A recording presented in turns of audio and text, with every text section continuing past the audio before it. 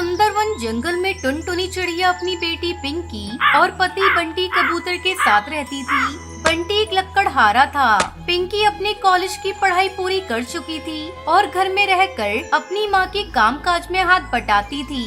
एक दिन बंटी की छुट्टी थी, वो घर पर आराम कर रहा था। पिंकी अपनी माँ से कहती है, मम्मी बहुत दिन हो गए आपके हाथ के बने छोले भटूरे खाए हुए। आज तो पापा की भी छुट्टी है, आज छोले भटूरे बनाओ ना, हम सब मिलकर खाएंगे। अरे बेटा, तुझे छोले भटूरे खाने थे तो कल बताती, मैंने छोले तो भिगोए ही नहीं, कैसे छोले भटूरे बना दूं? चल मैं तुझे कुछ और बनाकर खिलाती हूँ। नहीं मम्मी, मुझे तो छोले भटूरे ही खाने हैं। तब तक आप लोग कमेंट में बताएं 67 + 79 कितने होते हैं। तू इतनी बड़ी हो गई है, लेकिन तुझे अकल बिल्कुल भी नहीं है। छोले भटूरे खाने की जिद लगाकर बैठी है, कैसे बना दूं? बिना भिगोए छोले नहीं बनते बेटा, मैं तुझे किसी और दिन बनाकर खिला दूंगी। तुम्हारी मम्मी ठीक कह रही हैं बेटा, जाओ जाकर कुछ और खा लो। ऐसा करो टुनटुनी, तुम कल ही छोले भटूरे बना लो। मेरा भी मन तुम्हारे हाथ के बने स्वादिष्ट छोले भटूरे खाने का हो रहा है। ठीक है जी, जब आप दोनों का मन इतना ही छोले भटूरे खाने को हो रहा है तो मैं कल ही छोले भटूरे बना दूंगी। अगले दिन टुनटुनी छोले भटूरे बनाती है और सबसे पहले पिंकी को खाने के लिए देती है। अरे बस भी कर पिंकी, सारा तू ही खा जाएगी तो हम लोग क्या खाएंगे? पापा मम्मी ने इतना स्वादिष्ट छोले भटूरे बनाया है कि जितना भी खाते जाओ मन ही नहीं भरता। अच्छा ठीक है बेटा, मैं तेरे लिए कल फिर से छोले भटूरे बना दूंगी। समय बीतने लगता है और एक दिन बंटी को उसका सेठ नौकरी से निकाल देता है। वो घर आकर टुनटुनी को ये बात बताता है। ये आप क्या कह रहे हैं जी, आपको नौकरी से निकाल दिया? हाँ टुनटुनी, सेठ को काम में कम मुनाफा हो रहा था, इसलिए सारे कर्मचारी बेरोजगार हो गए। पता नहीं अब हमारा घर खर्च कैसे चलेगा, यही सोच सोच कर मेरा दिमाग खराब हो रहा है। आप चिंता मत करिए, कुछ ही दिनों में सब ठीक हो जाएगा। ऐसा करता हूँ मैं टुनटुनी, कल से ही दूसरे काम की तलाश करूँगा। अगले दिन बंटी कबूतर अपने दोस्त के पास काम मांगने जाता है। आओ आओ बंटी भाई, बहुत दिनों के बाद दर्शन दिए। सुना है तुम्हें नौकरी से निकाल दिया है, जरा विस्तार से बताओ। इस मामले में मैं तुम्हें ज्यादा नहीं बता सकता दोस्त, क्योंकि मुझे भी कुछ खास पता नहीं है। मेरे लायक कोई काम होगा तो बताओ, मुझे काम की सख्त जरूरत है। ठीक है, अभी तुम घर जाओ, 1-2 दिन में मैं सोचकर तुम्हें बताता हूँ। वो वापस घर लौट आता है। पापा आप बेकार में परेशान हो रहे हैं, मम्मी के हाथ में तो जादू है, इनके जैसे कोई छोले भटूरे नहीं बना सकता। आप ऐसा करिए, छोले भटूरे बेचने की दुकान खोल लीजिए। ये तो तुमने बहुत अच्छा रास्ता बताया है जी, मैं और आप मिलकर कल से ही छोले भटूरे बेचना शुरू कर देते हैं। अगले दिन से बंटी और टुनटुनी छोले भटूरे बेचने लगते हैं। दीदी, 1 प्लेट छोले भटूरे कितने की है? बस 20 रुपए प्लेट है बहन। 20 रुपए प्लेट? ये तो बहुत सस्ती है। लाओ मुझे 1 प्लेट छोले भटूरे दो। इस तरह कई ग्राहक उसकी दुकान पर उसके बनाए हुए छोले भटूरे खाने के लिए आते हैं। जल्दी ही सब कुछ ठीक हो जाता है और टुनटुनी अपने पति और बेटी के साथ खुशी खुशी अपनी जिंदगी बिताने लगती है। टूनी चिड़िया अपनी बहू टुनटुनी चिड़िया और अपनी बेटी बंटी कबूतर के साथ रहती थी। बंटी कबूतर एक बहुत बड़े सेठ के यहाँ काम करता था। उसकी आमदनी बहुत अच्छी थी, जिसके चलते घर में किसी चीज की कमी नहीं थी। एक दिन बंटी कबूतर अपने ऑफिस जा रहा था, तभी एक बाज उस पर हमला कर देता है। इस हमले में बंटी कबूतर घायल हो जाता है और उसके दोनों पैर बेकार हो जाते हैं। अब वो दिन भर घर में पड़ा रहता था। एक दिन वो अपनी माँ से कहता है, माँ, मैं आप लोगों पर बोझ बन गया हूँ। अपाहिज होने से अच्छा था कि मैं मर जाता। आप ऐसा क्यों कह रहे हैं जी? मरे आपके दुश्मन, आप जल्दी ठीक हो जाएंगे। मैं आपका इलाज बड़े से बड़े डॉक्टर से करवाऊंगी। लेकिन टुनटुनी, मेरा इलाज करवाने के लिए तुम इतने सारे पैसे कहाँ से लाओगी? आप पैसों की चिंता मत करिए जी, मैं कैसे भी करके पैसे जुटा लूंगी। चलिए दवा खाकर आप आराम कीजिए। दवा खाकर बंटी कबूतर आराम करने लगता है। इस तरह कुछ दिन गुजर जाते हैं, लेकिन बंटी कबूतर की हालत में कोई सुधार नहीं होता। तब एक दिन टुनटुनी अपनी सास से कहती है, माँ जी, ऐसा कब तक चलेगा? मुझसे बंटी की हालत देखी नहीं जाती। हमें किसी अच्छे डॉक्टर से बंटी का इलाज करवाना चाहिए। बात तो तू सही कह रही है बहू, लेकिन हमारे पास इतने पैसे कहाँ हैं? अब तो घर में राशन भी खत्म हो चला है। मैंने जो थोड़े पैसे बचा कर रखे थे अब तो वो भी खत्म हो गए। समझ में नहीं आ रहा घर का खर्च कैसे चलेगा।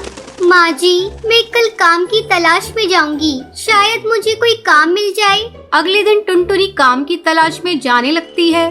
माँ जी, मैं काम ढूंढने जा रही हूँ, आप बंटी का ख्याल रखिएगा। अगर मुझे काम मिल गया तो मैं घर का राशन लेती आऊंगी। ठीक है बहू, तू जा और अपना ध्यान रखना। टुनटुनी कई पक्षियों के पास काम मांगने जाती है, लेकिन कोई उसे काम नहीं देता। अचानक जोरों की बारिश होने लगती है। बारिश से बचने के लिए टुनटुनी एक पेड़ की डाल पर बैठ जाती है और बारिश रुकने का इंतजार करने लगती है। तभी उसे एक चाय की दुकान दिखती है। वो चाय की दुकान कालू कौवे की थी। पक्षी उसकी दुकान पर चाय पी रहे थे। तब टुनटुनी सोचती है, क्यों ना मैं कालू कौवे की दुकान पर जाकर अपने लिए काम मांगूं। ऐसा सोचकर टुनटुनी चिड़िया कालू कौवे की दुकान पर जाती है। कालू भैया, क्या आप अपनी चाय की दुकान पर मुझे काम देंगे? मुझे काम की बहुत जरूरत है। क्या रे पीली चिड़िया, काम करने को तुझे मेरी ही दुकान मिली है? चल भाग यहाँ से। चेहरे से तू मुझे चोर नहीं दिखाई दे रही है। कहीं मेरे कप लेकर भाग गई तो मैं क्या करूँगा? शाम तक टुनटुनी को कोई काम नहीं मिलता। थक हार कर टुनटुनी अपने घर लौट आती है।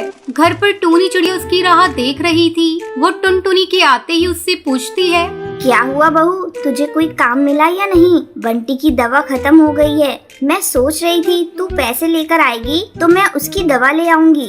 अपनी सास की बातें सुनकर टुनटुनी रोने लगती है।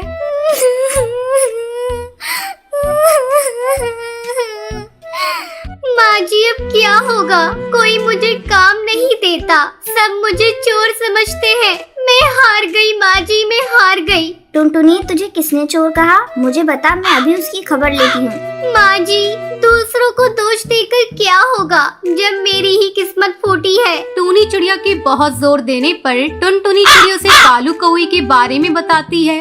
टुनटुनी बहू, जब कुछ गलत होता है तो कुछ अच्छा भी होता है। मेरे दिमाग में एक आइडिया आया है, क्यों ना तू भी एक चाय की दुकान खोल ले। तेरे हाथ की बनी हुई चाय बहुत ही स्वादिष्ट होती है। अरे वाह माँ जी, आपने तो बहुत अच्छा आइडिया दिया है। ये आइडिया मेरे दिमाग में क्यों नहीं आया? मैं कल से अपनी चाय की दुकान खोल देती हूँ। इसमें लागत भी बहुत कम आएगी और मुनाफा अच्छा खासा हो जाएगा। फिर हम लोग बंटी का अच्छे से अच्छा इलाज करवा सकते हैं। अगले ही दिन टुनटुनी चिड़िया अपने घर के सामने चाय की दुकान खोल देती है। धीरे धीरे उसकी दुकान पर पक्षी चाय पीने के लिए आने लगते हैं और उसे अच्छी आमदनी होने लगती है। कुछ दिनों बाद बंटी का भी इलाज हो जाता है और फिर से वो चलने फिरने लगता है। फिर सभी खुशी खुशी रहने लगते हैं।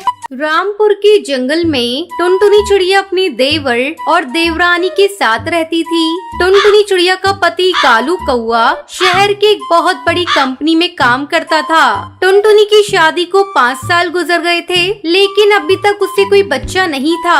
इस बात को लेकर कालू कौवा टुनटुनी चिड़िया से नफरत करने लगा था। एक दिन कालू कौवे का दोस्त टुन्नू चिड़ा उसका मजाक उड़ाते हुए कहता है, अरे भाई कालू, बाप बनने की खुशखबरी कब दे रहे हो? 5 साल से इंतजार कर रहा हूँ। ऐसा लगता है तुझ में तो बाप बनने की ताकत ही नहीं है। अपनी दोस्त की ऐसी बातें सुनकर कालू को बहुत शर्मिंदगी महसूस होती है। वो सीधा शराब की दुकान पर जाता है और शराब पीकर नशे में धुत अपने घर आता है। ये क्या है जी? आज आप शराब पीकर घर आए हैं? कब से आपने शराब पीना शुरू कर दिया? ये शराब हमारी खुशियों में आग लगा देगी। चल हट तू कुलच्छनी, अपने कमाई के पैसों की पी रहा हूँ, तुझे इससे क्या? और तू किस खुशी की बात कर रही है? आज तक तूने मुझे कौन सी खुशी दे दी है? शादी के 5 साल हो गए, तू मुझे एक बच्चा तक नहीं दे पाई। मेरे दोस्त मेरा कितना मजाक उड़ाते हैं, इसका तुझे अंदाजा भी है? तू बांझ है बांझ। इतना कहकर कालू कौवा वहीं बिस्तर पर सो जाता है। अपने पति की जली कटी बातें सुनकर टुनटुनी चिड़िया रोने लगती है।